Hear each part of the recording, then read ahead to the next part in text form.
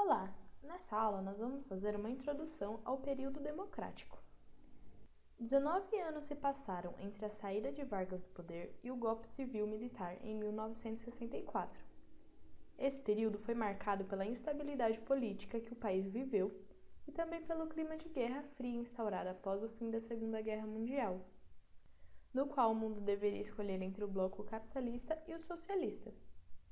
Além disso, o Brasil foi marcado pelo populismo, com o objetivo de atingir diretamente as camadas populares para que elas se tornassem bases de sustentação do governo.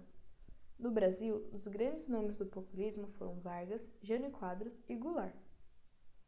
Importante frisar que o populismo não é uma prática exclusiva da direita ou da esquerda, e também não foi um fenômeno exclusivamente brasileiro.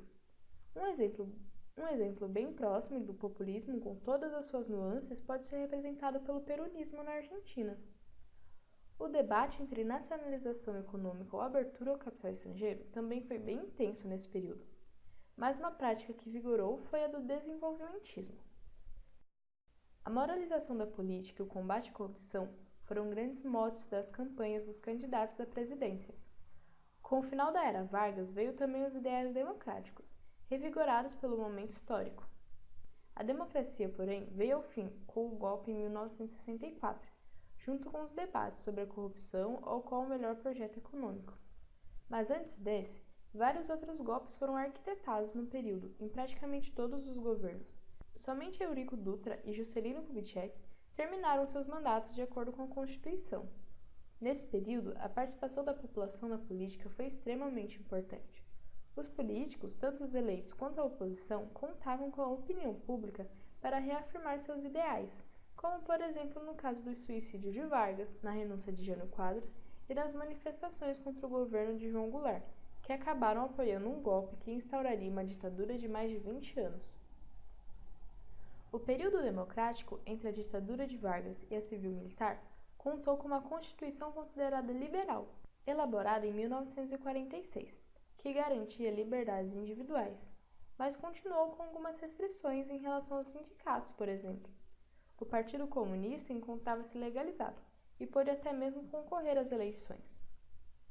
O governo Dutra foi marcado pela aproximação com os Estados Unidos e também pelo Plano SALT, dois aspectos que não agradaram a população. A influência dos Estados Unidos em contexto de Guerra Fria fizeram com que o Partido Comunista Brasileiro voltasse a ser cassado em 1947.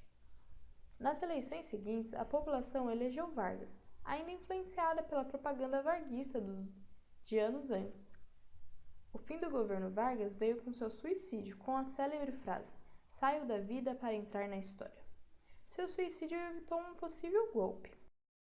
O governo JK, que sucedeu o de Vargas, teve como mote o desenvolvimentismo, com seu plano de metas de desenvolver em 5 anos o que não se modernizou em 50, ou 50 anos em 5. Apesar do sucesso, aumentou a dívida externa e aumentou também a inflação, problemas que não foram resolvidos por seus sucessores, Jânio Quadros e João Goulart.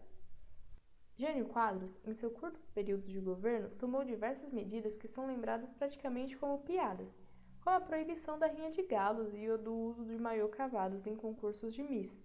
Foi também um representante do populismo, tentando manipular sua própria imagem para se aproximar da população, que deu certo durante a campanha, mas não durante o governo. João Goulart, seu vice e herdeiro das políticas trabalhistas de Vargas, governou por pouco tempo após a renúncia de Jânio Quadros. Durante seu governo, o Brasil aderiu ao parlamentarismo até 1963, para reduzir o poder de Jango. Após o plebiscito, o presidencialismo voltou, mas por pouco tempo. Com medo de uma guinada comunista, foi dado um golpe pelos militares, com o apoio da população civil, que foi essencial para que acontecesse o golpe. Em abril de 1964, a população brasileira se despediu da democracia, que só viria novamente após mais de 20 anos depois.